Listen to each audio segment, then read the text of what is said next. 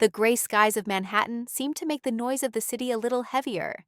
Taylor Swift pulled her hat back on her head and lowered her sunglasses a little more over her eyes as she continued to walk along the street. It was no longer difficult for her to get lost in the crowd. She had been in the center of the lights for 10 years, but this morning she just wanted to be with herself. Still exhausted from last night's concert, he wanted to take a little break. That was the best thing about being in Manhattan. It was possible to get lost in the crowd.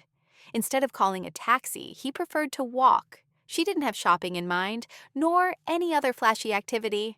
This morning she wanted to get away from it all. Maybe a coffee in a park, maybe killing time in an old bookstore, or maybe an impromptu baseball game. He smiled involuntarily when he saw the crowd in front of the ticket office across the street. There was a Yankees game. On impulse, he got in line and bought a ticket to get in. As he was walking around the stadium before the match started, something caught his attention. A boy in the corner leaning against the wall. He must have been between 11 and 12 years old. He was wearing an old Yankees jersey and holding a slightly worn baseball bat. Taylor wondered why he didn't come in. Maybe he didn't have a ticket? The boy looked up. Their eyes met. There was something in his eyes, a vulnerability mixed with curiosity. Taylor waited a few more seconds and then approached him. "Hey," he said with a smile, "you came to the game too." The boy shook his head. "I came with my father, but at the last minute he got a phone call and he had to leave." Taylor paused for a moment. "So you're going in alone?" He shrugged his shoulders. "Actually, I'm not going in. I didn't have a ticket anyway. I just wanted to wear the jersey and smell the atmosphere." Taylor winced. He lowered his glasses a little and looked more carefully at the boy's face. There were pale bruises on his cheeks. The corners of his lips were chapped. His arms looked bruised in a few places. But most of all, he was struck by the boy's eyes, as if he had seen so much and experienced so little. "What is your name?" he asked. "Leo," the boy said. "Leo Ramirez." Taylor smiled. "I'm Taylor." Leo's eyes widened slightly. "Are you Taylor Swift?" "Maybe," she said with a smile. "But today I'm just Taylor. Do you want to go to the game together?" Leo's eyes lit up, but then he looked away. I don't think you can go in with my clothes on. People would look at me weird." Taylor crouched down. "No one recognizes me now. Glasses and a hat do the trick. No one will notice. Come on, let's watch it together. Show me your favorite player in the game." Leo hesitated a little, but then nodded. "Okay, thank you." Taylor took Leo with her when she entered through the VIP entrance. The officials recognized her, but didn't say anything. Everyone was already understanding when they saw that Taylor Swift came with a little fan. The match started. Taylor and Leo sat next to each other. Leo was a little shy at first, but Taylor's warm demeanor, his jokes, his interest in the game put him at ease. They laughed and clapped and ate hot dog sandwiches during the breaks. Leo even started to explain the rules of baseball to Taylor, but every now and then Leo would cough again. Sometimes he was out of breath. Once, when he turned away, Taylor realized he had tears in his eyes. She didn't press him. She was curious, but she didn't want to ask anything without establishing trust with the boy. After the match, he invited Leo to his car. Leo's neighborhood was not far away. As they were chatting in the car, Leo suddenly said, "Today was the happiest day of my life." Taylor's throat tightened. "Really?" Leo shook his head. "I don't think I've laughed this much in a long time." Taylor fell silent. The lights of the Manhattan streets reflected in his face. A little boy shouldn't be this unhappy. He drove Leo home. Just as he was about to walk through the door, Taylor said, "Do you want to walk with me tomorrow in Central Park?" Leo was surprised at first. Then he smiled. "Sure, I think my mom will let me. Thank you, Taylor. I really do." Taylor took one last look at Leo through the car window. A little boy, alone. He was almost certain he was sick, and in that moment he made a decision. He wasn't going to leave this boy alone. The next morning, Manhattan awoke to gray and damp weather. Taylor arrived in Central Park at the promised time to meet Leo. She sat on one of the benches, coffee in hand, her eyes constantly scanning the park entrance. At the same time, something was going through her mind. She was surprised that she had formed such a bond with a boy in such a short time. When Leo appeared, his mother was with him. She was in her early 40s with a tired face but kind eyes. Taylor stood up. "Hello?" said Leo's mom. "I'm Marisol. Thank you for yesterday, for everything." Taylor smiled slightly. "Thank you. Leo is a great kid." Leo bowed his head, embarrassed. They started walking together in the park. Leo was telling Taylor the names of trees, trying to guess their ages. Marisol stayed behind, walking in silence. Taylor looked at her every now and then, seemed to read more than her tired face. After a while, Taylor approached him. He said, "Can I talk to you for a minute?" Marisol stopped, nodded. They sat on one of the benches. I was worried about Leo," Taylor said. "The bruises on his face, the constant coughing. When I left him last night, I felt empty inside." Marisol lowered her eyes to the floor. She took a deep breath. "I know I have to tell you everything honestly, Leo. He has leukemia." Taylor's heart skipped a beat. "How long?" "3 years," Marisol said. "He's been in remission twice, but this time it's advanced. The doctors see little hope." Taylor's eyes welled up. "But he was so cheerful." "Because he's doing his best. I pray every day just for more time." Taylor was silent for a moment. Then he spoke slowly. "I want to be there for you, for Leo. Maybe to let him have some fun. Maybe some hope." Marisol's eyes welled up. "He loved you so much." His eyes lit up when he said your name. When he came home that evening, he said, "Mom, I felt like I was talking to a real friend for the first time." Taylor looked away. The ache in her heart was now an open wound. From that day on, Taylor began to see Leo more often. He took him to the movies, invited him to his studio, they took walks in Central Park. Leo was very interested in music, but he was also a math whiz. "Your brain is like a little miracle," Taylor said one day, watching him solve number games. Leo laughed. "Maybe if my brain heals, I'll be a baseball player." Tears mingled with Taylor's laughter. "Maybe you will, Leo." But every day, Leo got a little paler. Every day, Taylor broke a little more. One evening, when they were alone in the hospital room, Leo said something. "Taylor, if one day it's not me, please keep being hope for the children, okay?" Taylor put her hand on his. "You'll always be Leo, in my heart, in my songs, in my prayers." Leo shook his head. "Can I tell you a secret?" Taylor looked curious. "I filled out an organ donation form so that if I go, others can live a little longer." Taylor tried hard not to cry. You're already a hero." Leo closed his eyes. "Life is short, Taylor. But the days I spent with you, they were my life." Taylor's tears flowed silently down her cheeks. A child's voice echoed in a woman's heart for a lifetime. Taylor canceled almost all her Manhattan plans after that day. What mattered to her was no longer the studio schedule, press conferences, or paparazzi photos in expensive restaurants. She had a child in front of her, a Leo who, despite his pale skin, shone with joy. Every morning Taylor went to the hospital. Sometimes he carried his favorite books, sometimes old video game consoles, sometimes just silence. One morning, when she entered Leo's room, she found him looking out of the window. His eyes were fixed on the children playing in the street. Taylor sat on the edge of the bed. "What do you think?" he asked. Leo didn't turn his head. I feel like I can hear them breathing. The sound of the cannon, the laughter. Sometimes in my dreams I'm there too. I'm running." Taylor closed her eyes. She swallowed. "We can go out if you want. In a wheelchair. I'll get permission. I want to walk with you in the park." Leo was surprised. "Really?" "Indeed. Now we're changing out of your pajamas and running away," Taylor said, laughing lightly. An hour later, they were in a quiet corner inside Central Park. Leo was sitting in the chair Taylor had pushed. He was wearing a big wool scarf.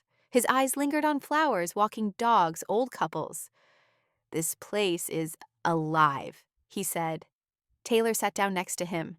"Yes, and you're part of that vitality. You live longer than most people, Leo." Leo turned his head to Taylor. "I feel it, but at the same time is so strange. It's like it stops. Sometimes it only moves when you come." Taylor bowed his head. Her eyes welled up.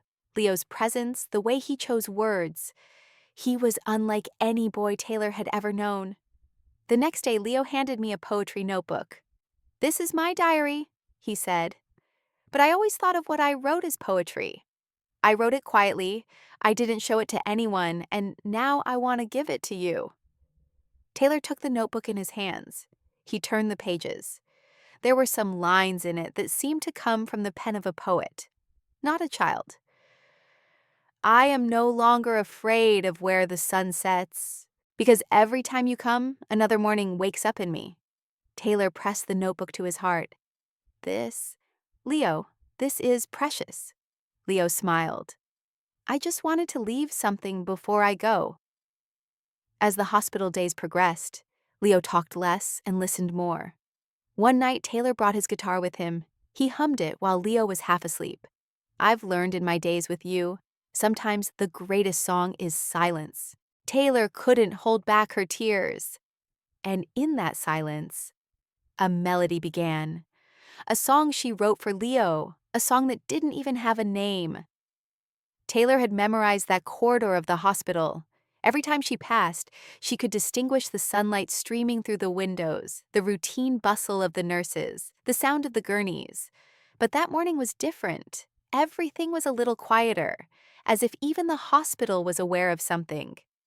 When he entered Leo's room, he found him asleep. Devices beeped in a steady rhythm. An IV dripped drip by drip, but Leo's pallor had increased. The nurse approached quietly. "He's had a serious decline in the last 48 hours, she said. "His heart is under strain. He might want to talk to you." Taylor placed his hand on Leo's palm. At that moment, Leo's eyelids slowly opened. There was tiredness in his eyes, but also a strange peace. "I was waiting for you," the boy said. Taylor leaned in. "I'm here, Leo. I haven't gone anywhere." Leo took a slow breath. "I have something to ask of you. Maybe it will be my last." "Whatever you want," Taylor said immediately. "I promise." Leo whispered without looking away. "Write something for me, not a song, like a letter, but with something of mine in it. Tell about me, but don't show it to anyone. Only you read it. When I'm gone." Taylor's throat tightened. "Why me, Leo? Because you really saw me." That sentence broke down all of Taylor's walls. For the first time, Leo's life had been touched by someone who cared for him, not because he was famous, but because he saw Leo for who he was, and now that life was slowly flowing out of his palms. Taylor didn't leave the hospital that night. Curled up in a chair, notebook in hand, he wrote lines inspired by Leo's poems. He described the boy's eyes, his hands, his smile, and the next morning, before dawn, Leo's heart slowed. Taylor jumped when the sound of the machine playing in the room turned into a line. She collapsed next to the boy, tears streaming down her face. "I was here, I promised," he said, but Leo still had a smile on his face. It was as if he could feel Taylor's last words. At that moment, the doctor came in, then the nurses. But Taylor couldn't hear anything. She was alone with the void Leo had left. A few days later, a small ceremony was organized for Leo's funeral. His family gave Taylor a special letter, written in Leo's own hand. "Life is short, sometimes bitter. But if they had told me that a star would come and notice me, I wouldn't have believed it. Thank you, Taylor. I'll run with you forever." With tears in her eyes, Taylor pressed the letter to her chest and said a silent prayer for Leo. It had been a week since Leo's death. Manhattan was cold and gray. Taylor took a walk in Central Park every morning, at hours when no one recognized him. Hat on his head, glasses on his face, just listening to his thoughts. But that morning was different. A call on her cell phone stopped Taylor in her tracks. "It's the hospital," the voice said. "We have something to show you. Something Leo left for you." Taylor immediately took a taxi to the hospital. Leo's doctor let him into his room. There was an envelope on the table. "Leo filled out this form a few days before he passed away," the doctor said. "An organ donation form, but he also added a note, just for you to read." Taylor opened the envelope. Inside was a short sentence. "Maybe I can't make another one live, but maybe a song will. If someone takes my heart, tell them." He saw Taylor Swift once. Taylor's eyes welled up. The doctor continued. His heart was transplanted into another 12-year-old boy. He's alive. And thanks to Leo, he got a second chance. Taylor stood up. His eyes looked out the window, but he saw nothing. Only Leo's voice echoed in her ears. I've been waiting for you. After that day, for the first time in her life, Taylor thought about retiring from the stage. She didn't cancel her tours, but she talked about Leo at every concert. She didn't show the letter she wrote for Leo to anyone, but she put a piece from him in every song she sang on stage. One day the hospital called Taylor again. The parents of the boy with Leo's heart wanted to meet him. Taylor agreed. They met in a small room. The boy was timid, but his eyes were like Leo's. His mother hugged Taylor and whispered, "Your story made us recognize the heart of our son, even if we didn't know Leo." Taylor got down on his knees and clasped his hands over the boy's heart. "Leo lives here," he said, "and I'm here, always." After that meeting, Taylor started a project, Leo's Heart Project. This foundation, established to provide moral, educational, and emotional support for children with cancer, reached hundreds of children in the first year. But Taylor didn't advertise it. He just wanted to keep Leo's name alive, just him. One day, one of the letters from the foundation was left on Taylor's desk. It contained a single sentence in children's writing. "Can a heart be stronger than a melody?" Taylor didn't answer, but the next morning he went into the studio and recorded a single song with only piano accompaniment. It's called "The Boy Outside the Stadium." The day it was uploaded to Spotify, it was streamed millions of times. But Taylor never sang that song on stage because it belonged to only one person, to Leo. It was the day before the anniversary. It had been exactly 1 year since Leo's death. Taylor woke up in the early morning in Manhattan.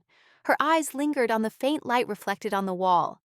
It was as if the city had been diminished by Leo's absence.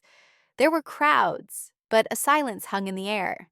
There was no stage that day, no interview, no camera, no spotlight, just a simple sweatshirt, a simple walk, and a quiet intention. Taylor took the subway to the neighborhood where Leo lived. In front of the small grocery stores were chalk drawings made by children, colorful hearts. One said, "Leo was here." In another, there was just an eye. Taylor recognized that eye. An old man was sitting on an old bench at the corner of the market. He was holding a worn newspaper, eyelashes fluttering under his glasses. Taylor sat down next to him. They didn't speak, but the man cocked his head and murmured, "Are you Taylor?" Taylor shook his head. "My granddaughter loved you very much. She always hummed your song on the way to the hospital. I couldn't hear it, but I could see it in her smile." Taylor smiled. He reached into his pocket and pulled out a small piece of paper, Leo's lyrics in his own handwriting. It wasn't finished yet, but Taylor had waited for that day. He went back home. He sat down at the piano.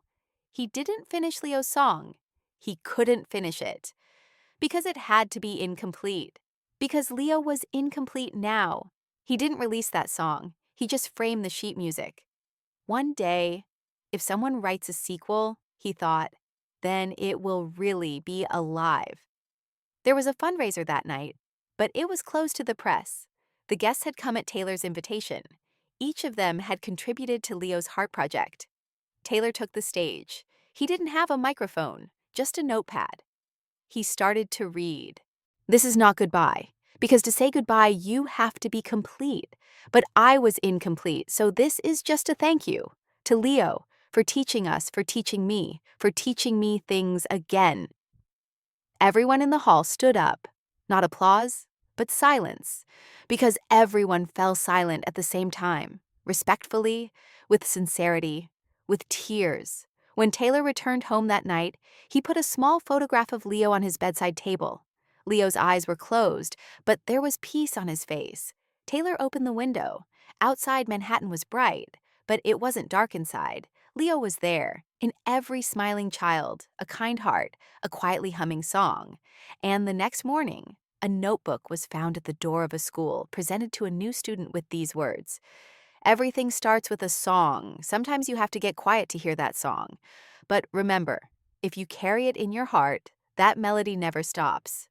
The owner of the notebook, L.S., a signature underneath Taylor Swift.